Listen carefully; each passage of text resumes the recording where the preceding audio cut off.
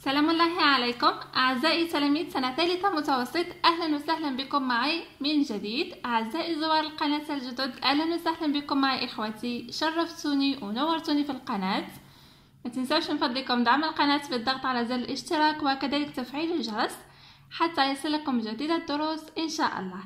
اليوم تابعوا معي أحبتي صفحة رقم 15 نواصل في شرح دروس الكتاب المدرسي. تابعوا معي. Je lis et je comprends، يعني أقرأ وأفهم. J'observe et j'anticipe. Voilà، هنايا راح نلاحظوا. Premièrement, rapporte en une phrase ce que tu vois sur chaque photo. يعني انقل أو قل في جملة واحدة ماذا ترى في كل صورة من هذه الصور الثلاثة. هنا sur la première photo on voit un homme, voilà, un homme qui monte dans la voiture de police. هنا نشوف سيارة شرطة، هنايا شرطي وهنايا هذا الرجل راهو يصعد في السيارة. Sur la seconde photo ou sur la deuxième photo on voit un motocycliste qui dérape dangereusement sur la route. هنا الموتوسيكليست هو سائق الدراجة النارية، يعني صار له انحراف أو انزلاق خطير في الطريق. Sur la dernière photo ou sur la troisième photo, on voit un rhinocéros mort allongé sur le sol. هنايا le rhinocéros هو وحيد القرن. فوالا، هنا وحيد قرن راهو يعني ممدد على الأرض وهو ميت. فوالا، هذا فيما يخص ملاحظة الصور الثلاثة. Deuxièmement, observe ces trois textes. Comportent-ils des titres؟ يعني لاحظ هاد النصوص الثلاثة، هل تحتوي على عناوين؟ هنا راح نلاحظ فقط نشوف النص الأول والنص الثاني والنص الثالث، يعني هي لا تحتوي على عناوين. Voilà, donc la bonne réponse هي non, les textes ne comportent pas de titre، يعني النصوص لا تحتوي على عناوين. الإجابة راح نخليها لكم مكتوبة آخر الفيديو، يعني اللي راكم متبعيني راكم تعودتوا على الطريقة تاعي. Voilà. Troisièmement, y a-t-il des paragraphes distincts dans chacun des textes? Sont-ils longs ou courts؟ يعني هاد النصوص هل توجد فيها فقرات؟ يعني الباراغراف هي الفقرات، هل توجد فيها فقرات وهل هي قصيرة أو طويلة؟ فوالا، لهنا لاحظوا بلي كل نص من هذه النصوص يحتوي على فقرة واحدة قصيرة. Donc chaque texte comporte un court paragraphe، يعني فقرة واحدة وقصيرة. Voilà. Quatrièmement, sais-tu comment on appelle ces textes courts qui rapportent des informations sur l'actualité؟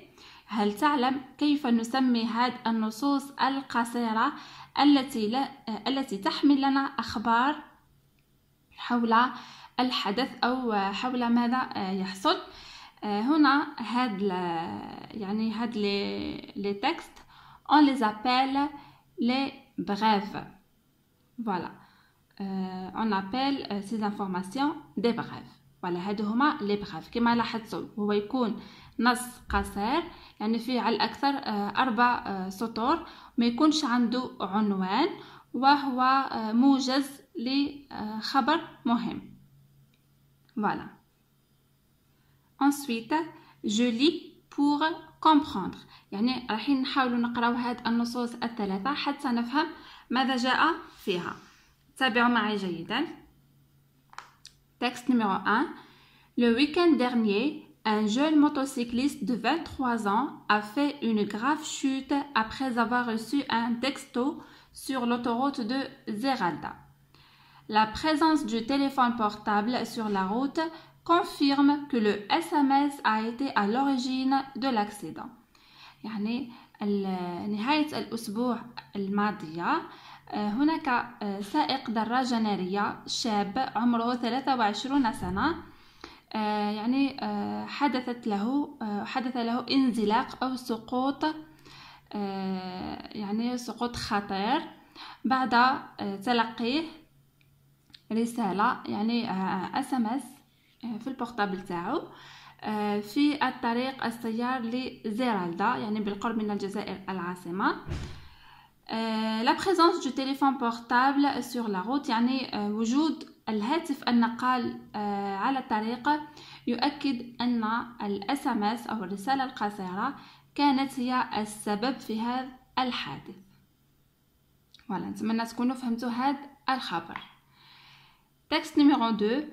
Vince, un rhinocéros blanc de 4 ans, a été abattu par des braconniers le 6 mars dans son enclos du zoo de Thoiry, dans les Yvelines.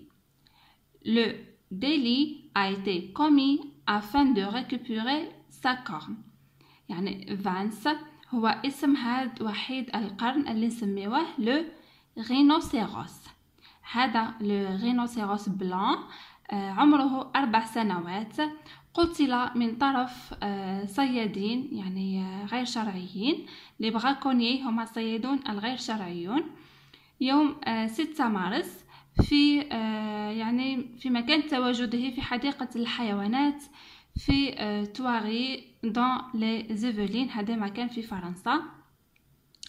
هذا الحادث أو هذا الجريمة وقعت للحصول على قرنه، يعني هاد الصيادين هما قتلوا هذا واحد القرن باش يتحصلوا على القرن تاعو، هذه اللي نسميوها لا كورن.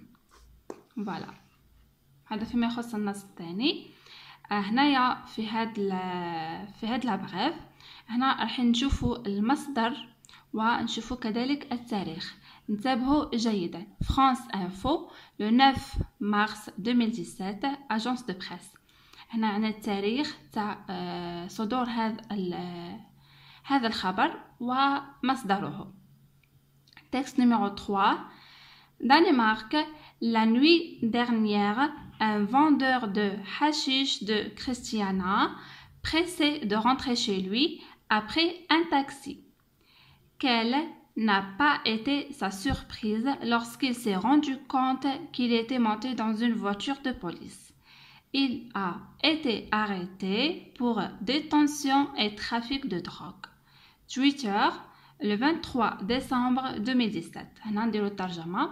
في الدنمارك الليلة الفائتة أو الليلة الماضية كان هناك بائع حشيش في منطقة كريستيانا. هذه المنطقة توجد في الدنمارك. كان يعني بريسي، يعني كان مضطر، فوالا، كان مضطر باش يدخل لمنزله. أخذ سيارة أجرة اللي هي تاكسي، وتفاجأ أنه صعد في سيارة الشرطة، وأوقف، يعني هذا الشخص أوقف من طرف الشرطة بتهمة حيازة وتهريب المخدرات.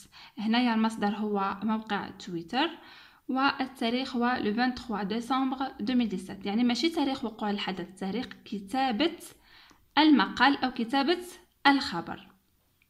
فوالا، هذا أعزائي التلاميذ فيما يخص قراءة النصوص، نتمنى تكونوا فهمتوها. نواصل هنا أعزائي التلاميذ تقديم الأسئلة. Numéro 1. Quelle est l'information rapportée dans chacune des brèves؟ ما هي المعلومة المنقولة في كل واحدة من هذا البغاف أو هذا الموجز؟ كما شفنا في النص الأول هنا شفنا باللي un motocycliste de 23 ans a fait une grave chute sur l'autoroute de Zeralda après avoir reçu un SMS. يعني هنايا هذا الموتوسيكليست اللي عمره 23 ans صار له انزلاق أو سقوط خطير بعد. Voilà, هنايا عندنا un jeune motocycliste de 23 ans a fait une grave chute après avoir reçu un texto sur l'autoroute de Zeralda. هادو هما المعلومات المهمة. Voilà. Texte numéro 2. هنايا شفنا باللي تحدثنا على فانس اللي هو وحيد القرن واللي سميناه ان رينوسيروس. هنايا فانس un jeune rhinocéros a été abattu par des braconniers، يعني قتل من طرف صيادين غير شرعيين. فوالا، وهنا راح نذكر كذلك المكان dans son enclos du zoo de Thoiry dans les Yvelines. هذه هي المعلومة المهمة. تكست نيميرو 3 كما شفنا قبل قليل هنا يتحدثوا على بائع مخدرات أو بائع حشيش دو كريستيانا، كان مضغوط باش يعني يرجع إلى منزله. أخذ عن طريق الخطأ سيارة أجرة وكانت هي سيارة الشرطة. donc la bonne réponse راح تكون en voulant prendre un taxi, un trafiquant de drogue de Christiana pressé et monté par mégarde dans une voiture de police. فوالا، هاد الأجوبة كاملة راح تلقاوها مكتوبة آخر الفيديو. فوالا، هذا فيما يخص السؤال الأول. Question numéro 2. Les événements rapportés se sont produits réellement, vrai ou faux؟ يعني هاد الأحداث المنقولة هل هي حدثت حقيقة؟ هي حدثت حقيقة، هل هذا صحيح أو خطأ؟ يعني هاد الأحداث اللي راهي منقولة في الخبر. Donc c'est vrai, ces événements se sont réellement produits. يعني نعم صحيح هاد الأحداث وقعت في الواقع أو في الحقيقة. Numéro 3. En te basant sur chacune de ces brèves, dis où et quand ces événements se sont produits. يعني بالرجوع إلى كل واحدة من هاد النصوص أو هاد لي بريف، حدد مكان وزمان وقوع هاد الأحداث. هنايا أو تعني المكان، كون تعني الزمان. هنايا رايحين نشوفوا مع بعض النص الأول. عندنا premièrement le week-end dernier. هذا le week-end dernier يعني نهاية الأسبوع الماضي.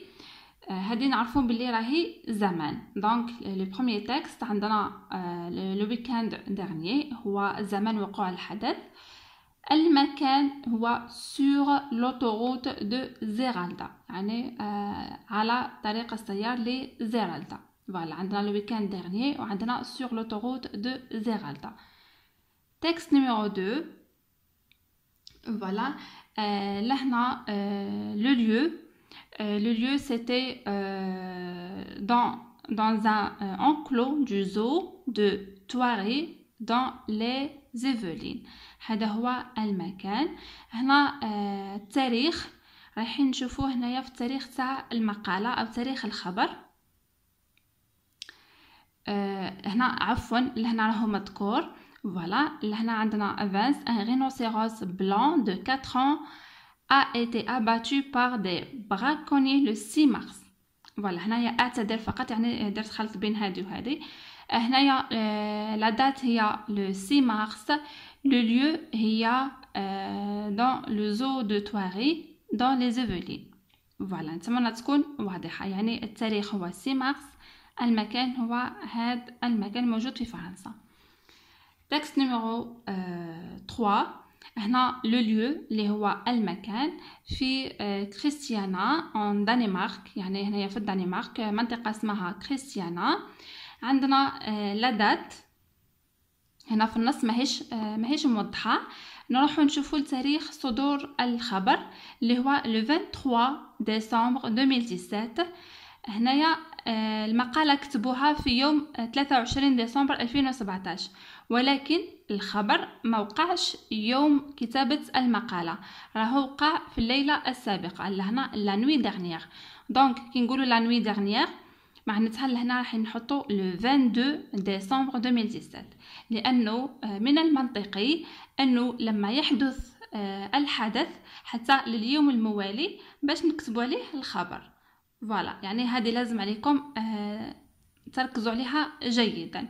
فوالا، نتمنى يكون الشرح تاعي واضح. فوالا، هذا اعزائي التلاميذ يعني فيما يخص الصفحه رقم 15. المرة القادمة إن شاء الله نواصل الصفحة رقم 16، يعني باش ما تكونش لا فيديو طويل عليكم بزاف. الأجوبة راح نخليها لكم في نهاية الفيديو إن شاء الله. أترككم في رعاية الله وحفظه، وسلام الله عليكم.